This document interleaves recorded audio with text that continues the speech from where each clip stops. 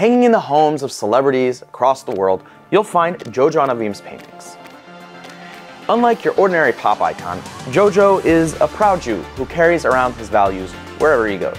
You can do good in the eyes of Hashem, in the eyes of people, and it will be good for you, and it will be good for them. This podcast was recorded pre-October 7th. Since then, the world's changed a lot, and JoJo has too. He's been using his platform to help his brothers and sisters in the Holy Land. I hope you enjoy this conversation with JoJo as much as I did. JoJo, thank you for having us in your studio here in Chelsea. Back. Yeah. Thank you for re-inviting us. I guess we didn't make too big of a fool of ourselves the first time around. No, you guys were great. So, for those that don't know you, you're an artist. You're a beautiful Jew as well. Probably in the other order. And I just wanted to chop it up with you. We got to spend a couple minutes the other 2 months ago, 3 months ago, but I just wanted to talk to you about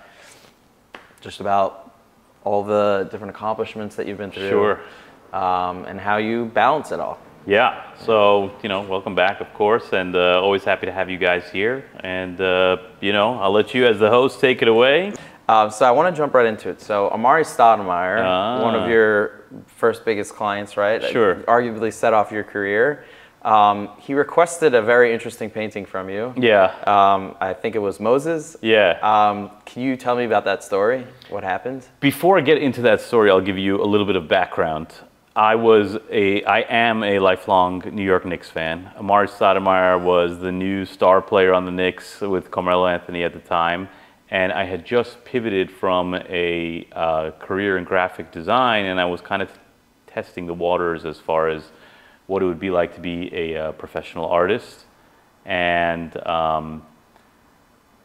if you asked me back then, like that guy, who would have been like maybe the ultimate collector was Amari Stoudemire or someone on the Knicks, something that was like not only true to what I loved, but also like someone who was an art collector, and he's considered an esteemed art collector on his own merit. I didn't realize that. Okay. Yeah. I know he's quite the entrepreneur. Yeah, he's he does it all, and and he does it the right way. There's some people that are he's a mensch. Yeah, he's a mensch for sure. So as I started painting, I get a message from him on Instagram. This is back in 2014.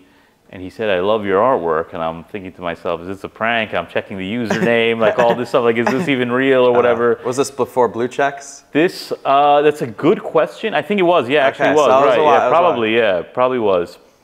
And so I said, all right, let me kind of, feel this out right now. So we started messaging each other. Said, "Oh, thanks so much. Really appreciate it." I said, I'm happy to, hook you up with whatever it is that you have in mind. Just, tell me what you want.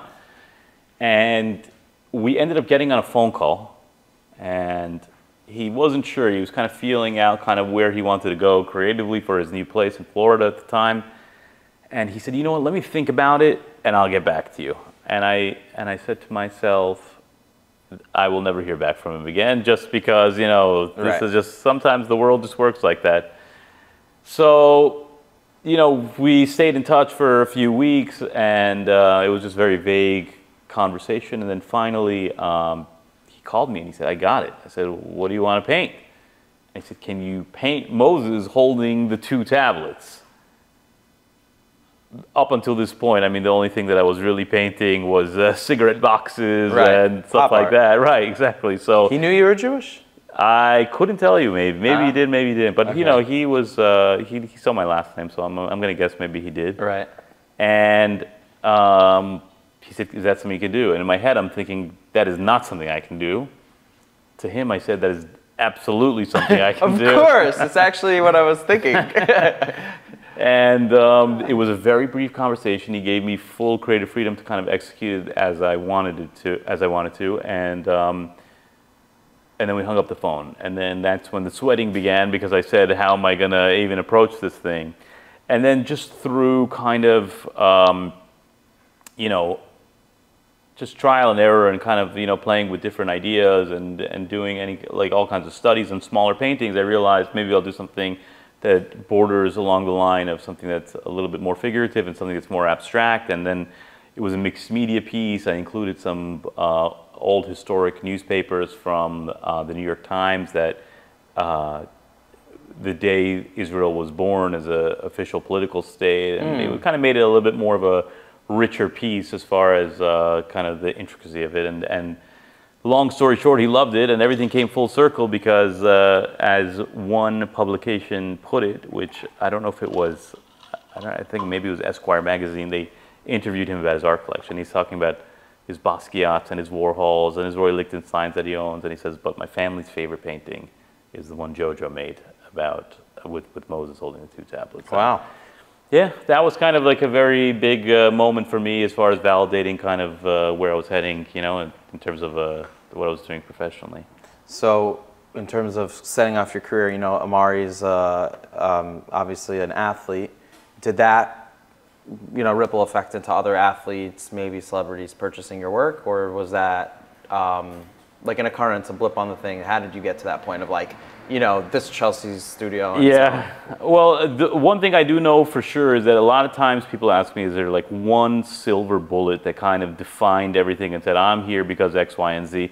And Amari was very helpful with that, but there's always a multitude of things that go into it. And I think the most important thing is kind of your own, as long as like one is focused as far as where they want to land, and you keep, you know, your eye on the prize, so to say, even though it's a terrible saying, you'll be surprised how many things will fall in favor and in your way. So Amari definitely set the groundwork as far as, you know, making me aware of the fact that it is possible to kind of have an elevated group of collectors and to get out of my comfort zone, whether that be creatively in what I was painting or whether that was kind of just having a conversation with someone, not, you know, maybe putting your head down and saying, no, this is kind of an validation point for me, and I had a little bit more confidence as far as what I was doing. And I think it's a lot of times we get in our own head as far as, you know, who we are or who we think that we're not.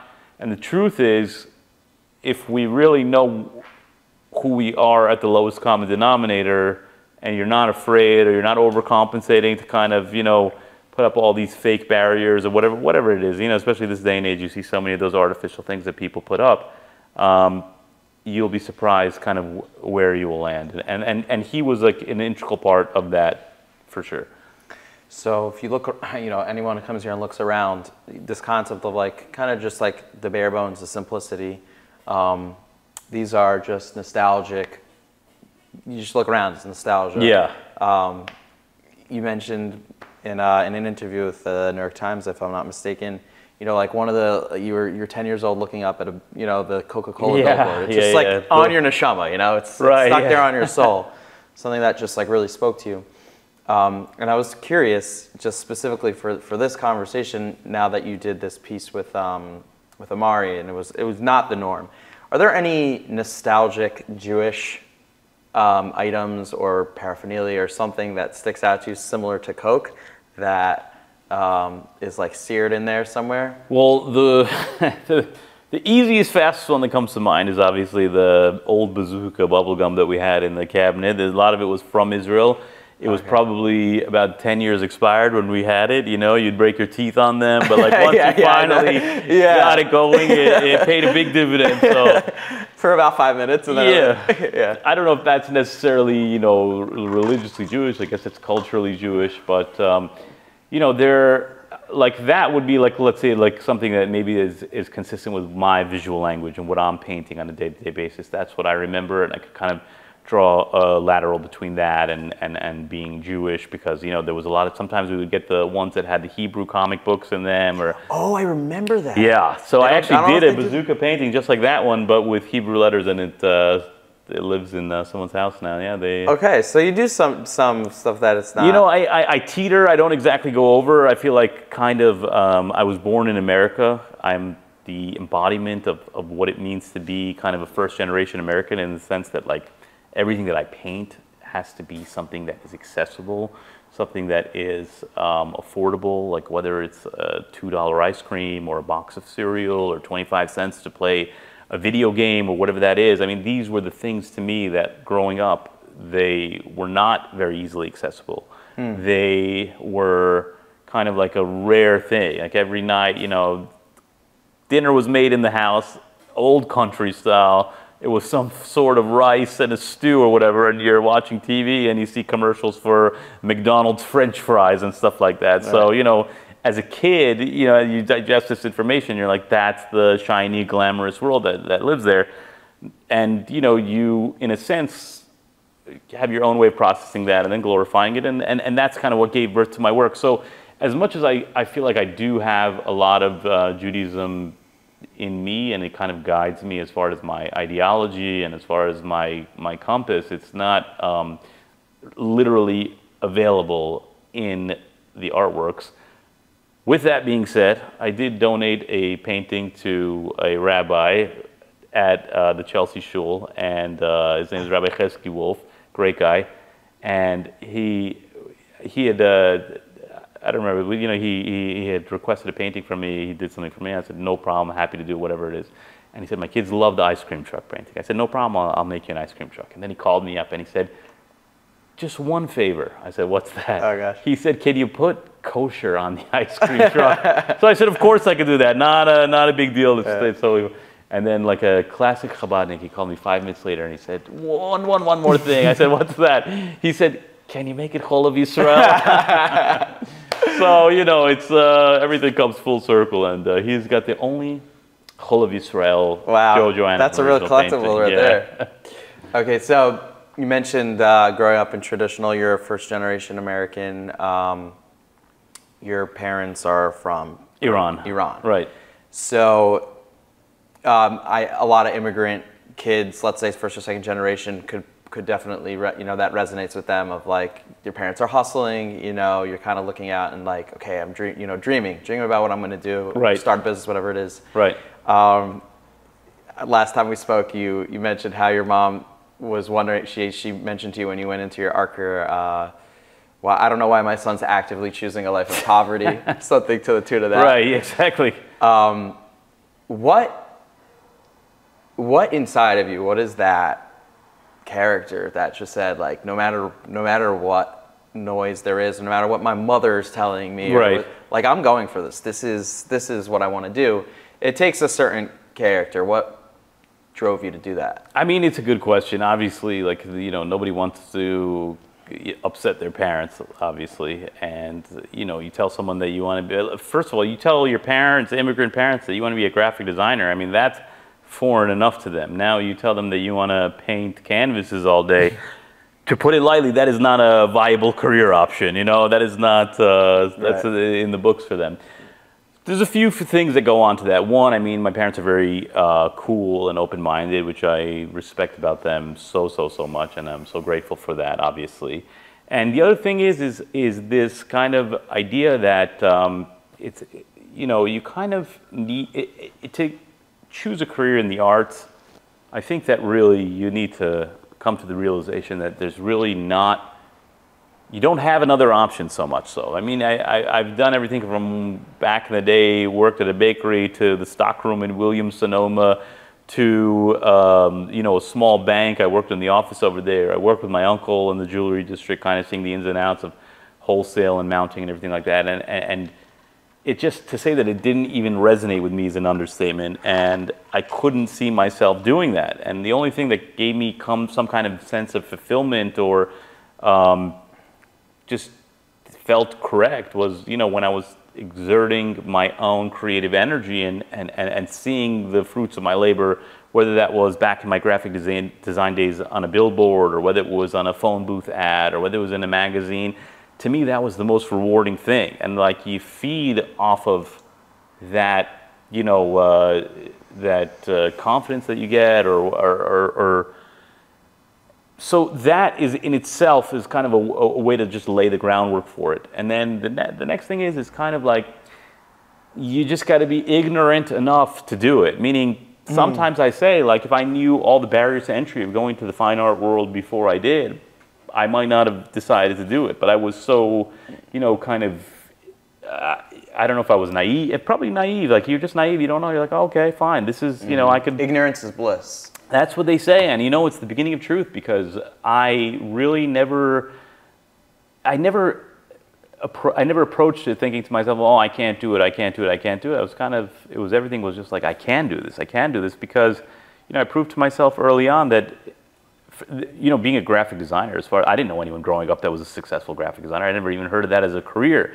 But then I got older, and then you go to college, and you hear about these things, and just through some, you know, I guess you could say dumb luck, even though I don't believe in luck. I had Photoshop back in the day, just based off of some kind of promotion that was going on, and I was self-taught on that, and you know, everything kind of just fell into place. Yeah, a Mac? On an old school Mac. Yeah, it was a 6115 CD was the name of the model, actually.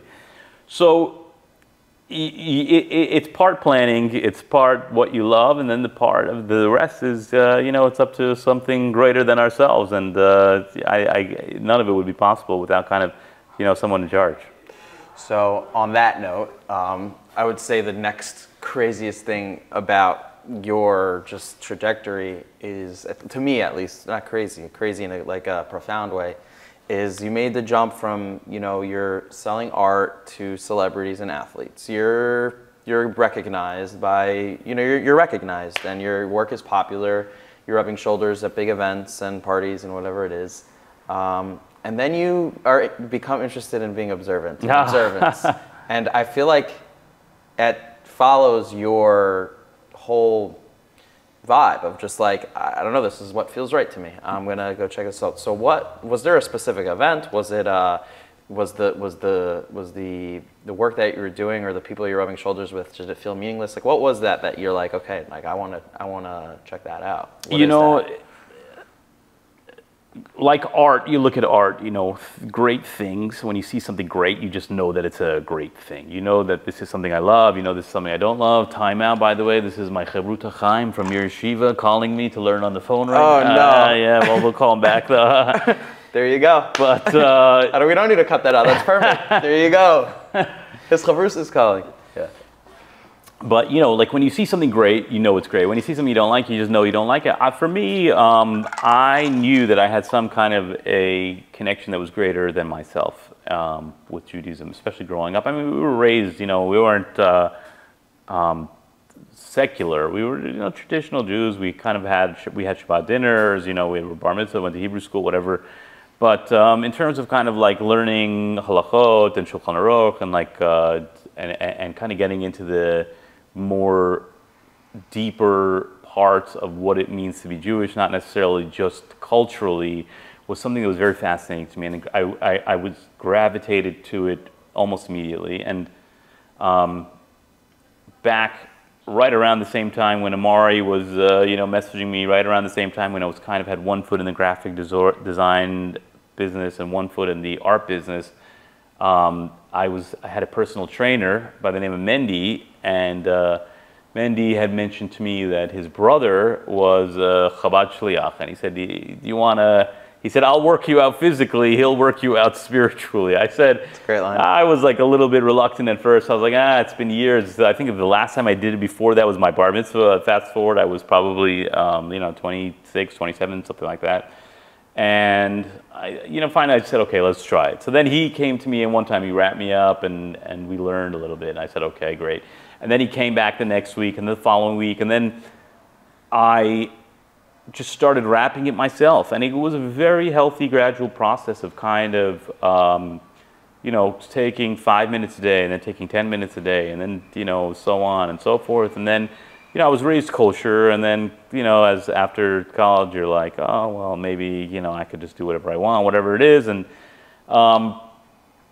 I just said, you know what, I kind of liked, you know, kind of having those ground rules, and I liked kind of living a life that was a little bit more in line with like a Torah life. So, you know, I just started keeping a little bit more and a little bit more, and as the world goes on, you kind of find your footing, and your path is created for you as far as what you can see, and that was the beginning of it, I guess you could say.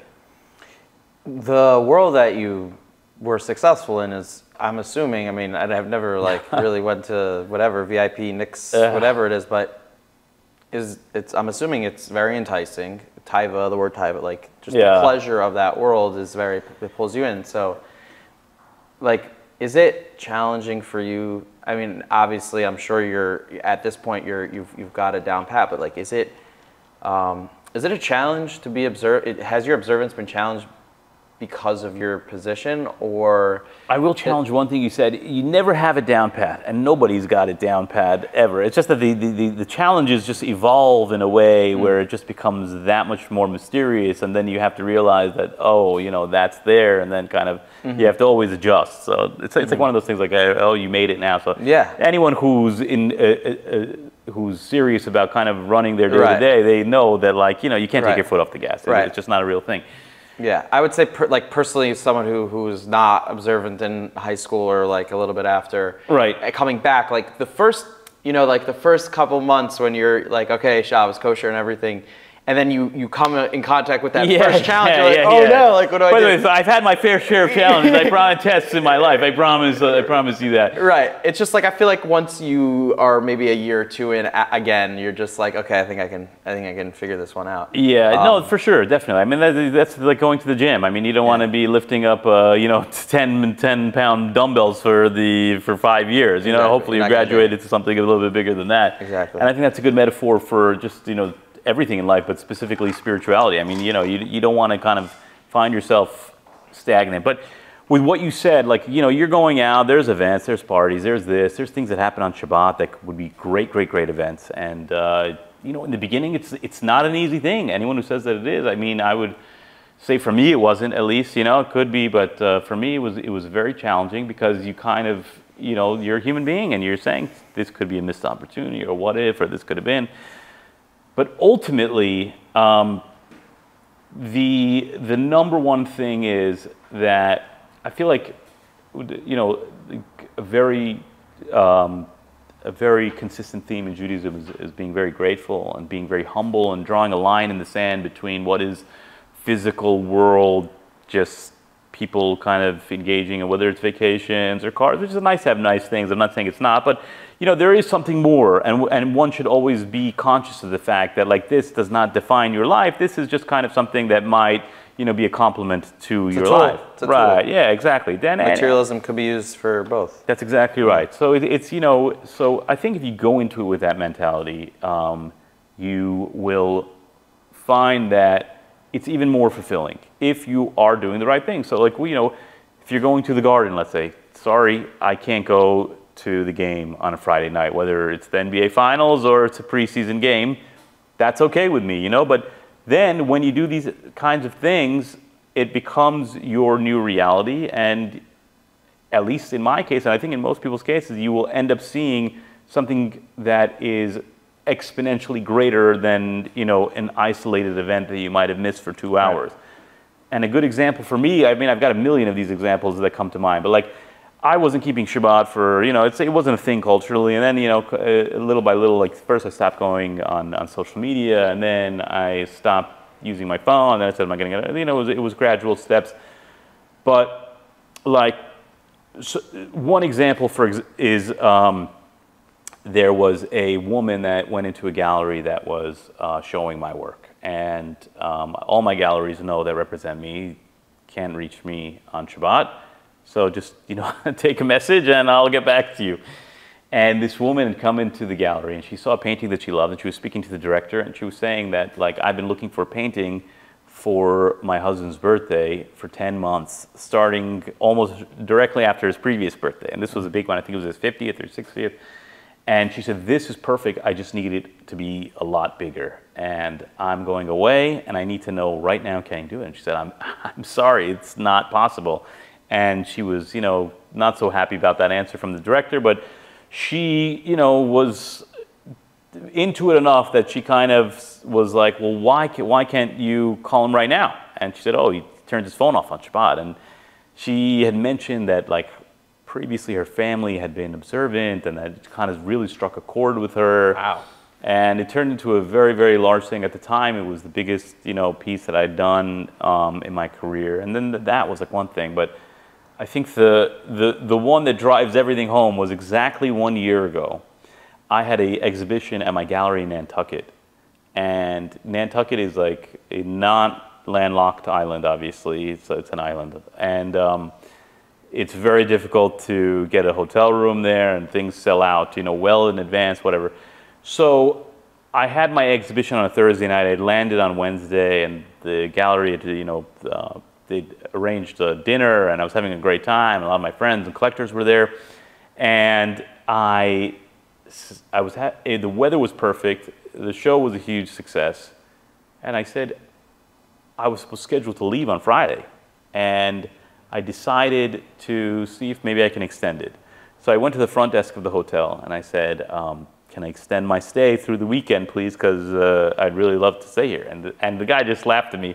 He said, do you know how long in advance this hotel has been sold out for? And I was like, well, I'm with this gallery. Can you just do the best you can, please? And he said, I'll see what I could do, and I'll give you a call. I said, okay.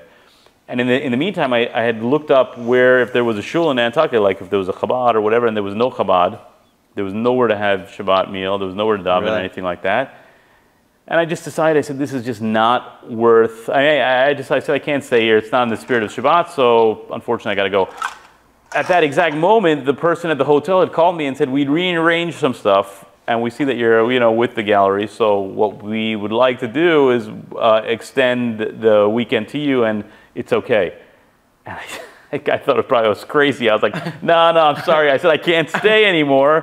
And he said, what do you mean? You were just, I said, yeah. I said, I'm sorry, something just came up. I can't stay. I really appreciate it, but I won't be able to stay. He's like, okay, no problem. And I'd left Nantucket Island Friday around 1 or 2 p.m. I got back to New York 3 or 4 o'clock, and Shabbat started around 8, 9, whatever. And after Shabbat, I turned my phone on to a barrage of text messages of people asking me, are you here? Are you okay? Is everything safe? What's going on?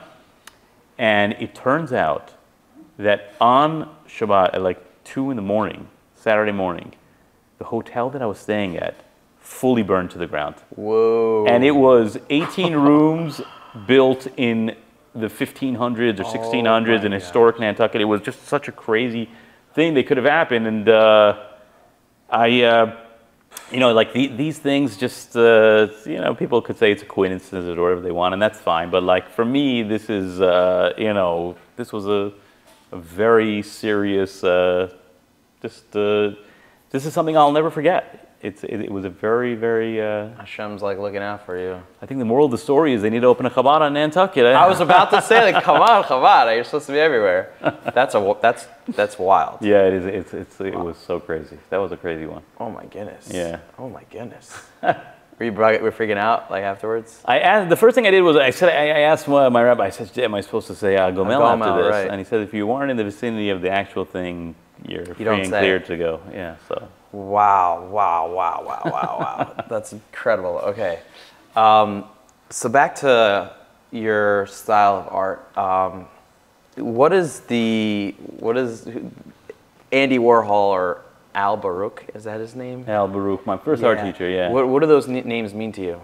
I mean, those were, well, Al is, I would put in a different category because I'm so close with his children now, and it's like they're like family to me. So like Al was a guiding force for me as far as just, you know, teaching me the basics, teaching me cell animation, anything that comes from freehand drawing, anything from a mechanical design point, whether it was, you know, kind of working off of, like I said, like the cells and the manipulation of animation.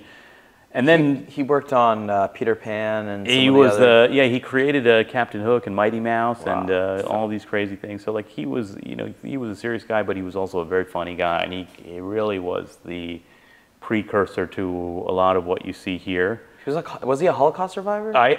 He used to make Holocaust art, and for a long time I thought that he survived the Holocaust, but it actually turns out that he was telling stories of what he heard through his artwork. So I had thought that just because I'd seen these drawings that maybe, you know, I don't know, I was a kid when I first started going, I'm like 7, 8, 9 years old. Oh, okay. Because he dedicated a large part of his career to that. Right? Yeah. And, you know, I was training with him at the Jewish Community Center where we grew up, so he was donating his time just to teach young people kind of art. And it was, I mean, he was an integral part of me saying that, you know, you could create something and it could be real and you could live with it and it will be a living, breathing thing. And you will hang it in your house, and it'll be a time capsule, and you'll grow to appreciate it more over time, and you'll see things change, and you'll notice different things that you haven't seen before in it.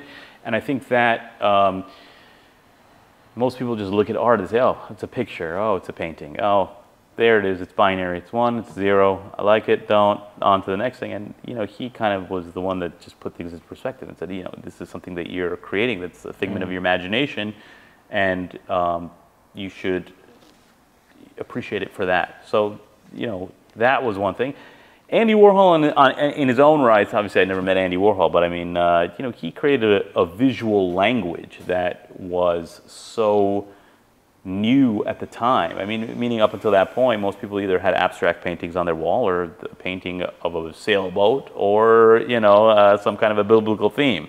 And then Andy Warhol came along and he said, you know, these are, no one had ever thought of, I mean, go to any college dorm room right now, people have posters and pictures of celebrities on their wall. I mean, no one ever thought about painting a picture of someone and saying this is now art, as far as a pop icon in that exact moment. Was that controversial at the time? I mean, in the beginning, you know, the art world establishment, if you will, kind of just dismissed everything he made as just, you know, funky nonsense. And I think he proved that you should always stick to your guns if you really believe in something. And I think that's one good thing, that one of the best things Andy stood for, is that he never stopped. But through all of the, you know, the negative review, I mean, he also had his fair share of praise, but I mean, you know, it's very easy to, you know, knock yourself down when you hear some criticism, but he never kind of let that get to him. And he did so many things that were so unheard of at the time that it commands a lot of respect. Just to be able to look at a soup can and not think about soup, but to think of an artist is a crazy thing. So, you know, he was, he laid the groundwork for everyone as far as what is modern pop, let's say. And then there was people that came after him, whether it's Jeff Koons or Damien Hirst, which I feel like were the perfect answer to him. But, you know, you get a guy like Andy Warhol, you get a guy like Picasso once every generation. There was 2 of them almost in one generation, which was very rare. And grateful just to kind of use him as a North Star as far as my aesthetic or visual language or anything like that. Yeah, I mean, definitely, like, if you know who he is and you know his work, you could see it. You could see the influence for sure. We've spoken about this. You do Shabbat meals once in a while here in the city. Pretty often. So the podcast that we have here, it's called Tikkun Olam. Yeah. In Kabbalah. Right. I don't know if you dabble in a little bit. You're hanging out with Chabad, so I'm sure you've heard a little bit here and there. Sure. There's a concept of the Olam Gadol, like the big world, and the Olam Katan, which is like each individual. Right. And Tikkun Olam, fixing the world, is fixing yourself. Right. That's the concept. Like sure. You're not going to be able to really change the world. You have to go inside of yourself. And what I'm really laser focused on doing is finding individuals who are just like being really authentic to who they are. Right. And a lot of people are scared to do that. They're a lot of scared to go inside and what's the world going to think? What's my community going to think? What are my parents going to think? Whatever it is, right? Right. But God gave every single person the unique opportunity and unique skill sets, strengths, weaknesses, whatever it is, for them to go and do something. The fact that you inspired a woman in, you know, on a vacation island to keep Shabbos because you're keeping Shabbos, that is exactly why you were put in this world, for that reason, for that moment, for that, right? And you capitalized on that specific thing. So you do Shabbat meals here in Chelsea. Yeah. Have you thought about how you're going to use your platform to bring Mashiach? No. Sparks? Yeah. No, seriously. But to bring out the sparks. Yeah. I mean, Shabbat meals are that's an amazing that's an amazing thing already in and of itself to host however many people it is. But has that crossed your mind? I mean, it should be at the forefront, I think, of everyone's mind, because no matter, you know, how challenging one's tests or stress might appear to be in that exact moment, and easier said than done for some people. You know, some people are they've got very serious tests and challenges in this life, and to ground yourself and to gain perspective as far as what is for the greater good without oftentimes putting yourself first is not necessarily human nature, I would say. But if, you know, someone has the right hashkafa and they are, you almost want to do that naturally. It's just a matter of kind of learning things correctly. And I think if you learn things correctly, you realize it's a win-win. You can have it both ways. Like, you can do good in the eyes of Hashem, in the eyes of people, and it will be good for you, and it will be good for them. And that's a win-win, as opposed to doing something that is a shortcut that is just good for you and pays no dividend over time. And it's not easy because it's not human nature. You know, people want instant gratification. They kind of want to hit the snooze button a little bit earlier. Like, is that the right thing to do? Probably not. But is that, you know, will your day probably be better? Will you have more opportunity if you wake up earlier? Of course. So, you know, it's, you know, there are things that are, you know, objectively the right thing to do, and there are things that are the maybe not right things to do. And I think that is a good, that's a way of looking of life. And kind of, if you see it through that lens and you continue to make the right decisions, things will become ultimately much more clear for you. And the things that used to be difficult will be much easier. And you'll look back and you'll say, 5 years ago, where was I? And now I'm here. And it takes time. You know, we're impatient, especially in this generation. People kind of are very into instant gratification, and that's not always the recipe for what defines success. Yeah. I would also say that a big aspect, and this goes for relationships, this goes for, you know, like being successful in business, whatever it is,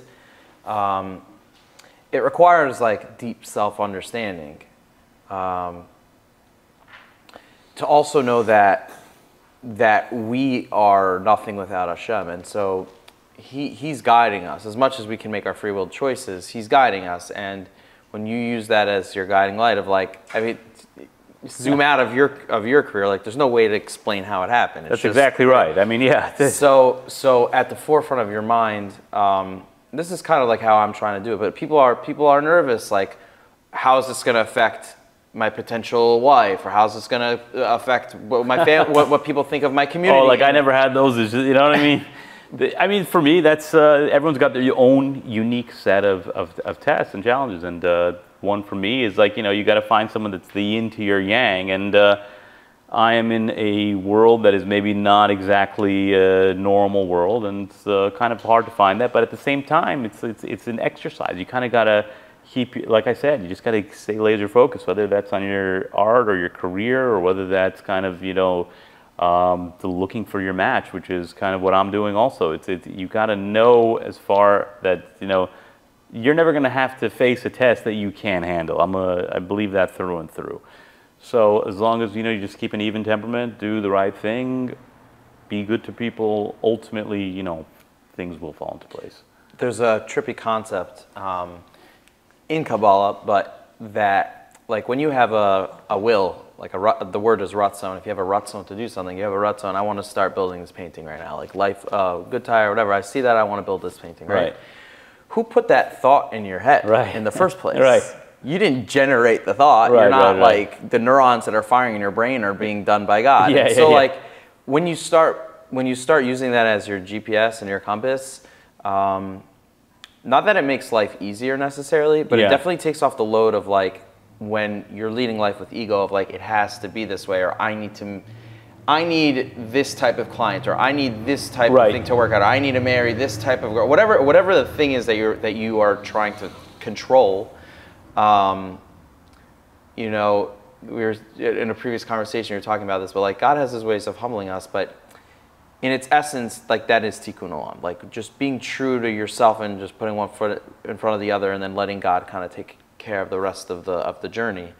And that it's a universal formula to solve anything. And so this is I was curious, you know, you're bumping into, like, you've spent time with like Dave Portnoy. I saw him, and there's some other. I wonder, like, have you ever had those conversations with Jewish celebrities, just like talking about observance? Has that ever come up? Do you have? You know, it's few far between. Like in terms of kind of you want to gauge an individual, kind of see where they're at as far as on how comfortable they are with certain things, because you also don't want to, you know, alienate someone. Yeah. Because everyone's on their own path, finding their own things. It's something I do almost every time. If I know someone is Jewish, there's always like somewhere on the spectrum, I'm thinking kind of, is there... Where can I... Here's what I got over here, by the way. You know, I always have this handy downstairs. This is just the, oh, wow, the gift bear. You know, I always make the offer, whatever it is. The studio tefillin. The studio tefillin. So whether it's that or whether it's, you know, everyone's on their own thing. Like I wouldn't, you know, discuss kind of specific situations, specific people, but like... Yeah, I'm just, in general, just because it's you're in such a unique position to introduce... I do what I can, I promise you that, and I hope to do more, and I hope it's all for the good, but I never want to make someone feel like they are... I don't want to create an artificial pressure. Like you kind of just want to bring it to light, and you want them to do it with their heart, and you want to do it with their brain at the same time, and that's not necessarily an easy thing. Sometimes it could be for someone. You know, different souls are programmed very differently, and everyone's on their own path. So you know, just as long as you can put it on someone's radar, I think that is a good start. Yeah.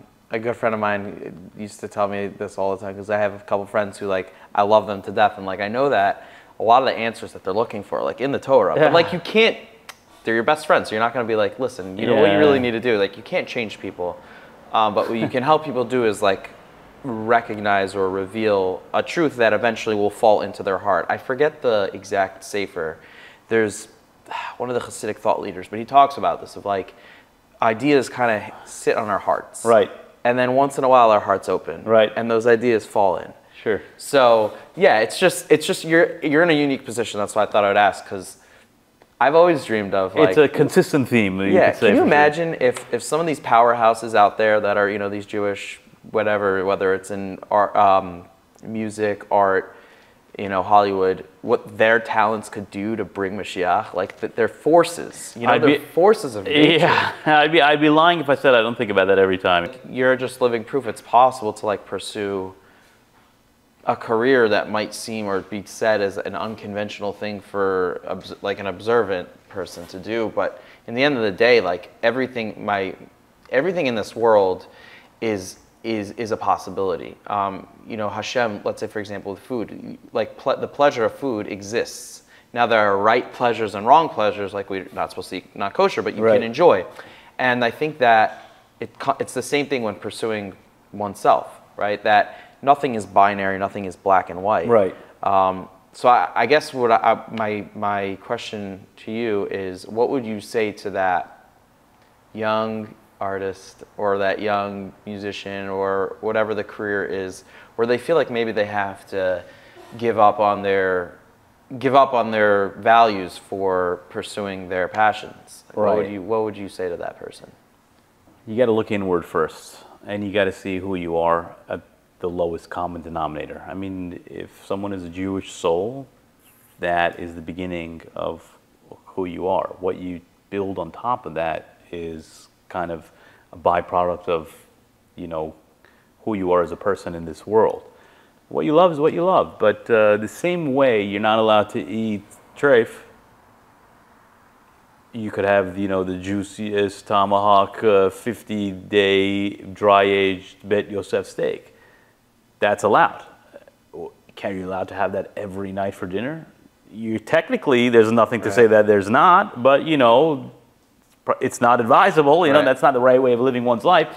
So I wouldn't get caught up in this idea to say that I need to give up X in order to achieve Y. I mean, that's not just as far as Judaism. I mean, things in life are... I think it might be a cultural thing now, but why do you think that is? Why are people feeling so binary in decision making? Well, if people are looking for instant gratification, they're looking for a way to make a quick, easy decision. Say, I tried this, no, I did that, no, I read that article, no, I did this thing, which is like, okay, that might be true, but I mean, do you really understand what it is that you're trying to digest from an organic level? And the answer to that most of the time with people that are so trigger happy to answer is they don't understand what they're saying. And it's not limited to, you know, people just want to be...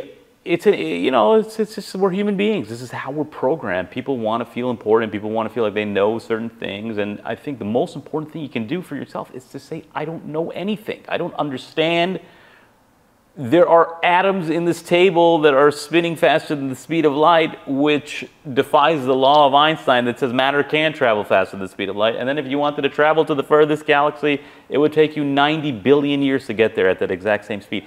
Meaning there are things that you just will not understand about this world. You need to focus on what it is about makes you the best version of you. And I think that if someone were to say, like, I'm going to give up my identity as my Jewish soul in order to be something that will make me the best version of me, is like saying, you know, I'm going to, you know, give up my house because there's a beautiful Ferrari outside. I mean, that's a great car, but, like, you know, you need a home. Like, this is, it's what...